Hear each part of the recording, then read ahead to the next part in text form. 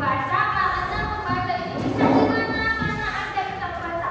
Bisa di taman, bisa di sekolah, bisa di rumah. Nah, karena manfaat membaca itu banyak banget membaca.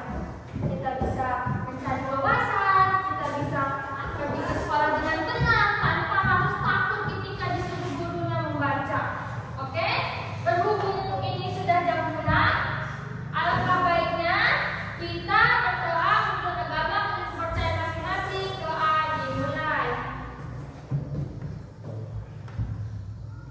Doa selesai.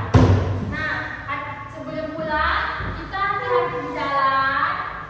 Semoga selamat sampai tujuan. Jangan ada yang main di jalan ya. Jangan ada yang main di jalan. Nanti kalau kita pulangnya hujan. Cuaca ini lagi gak bagus, musim hujan. Nanti kalau kalian hujanan bukunya basah, sekolah pakai apa? Oke?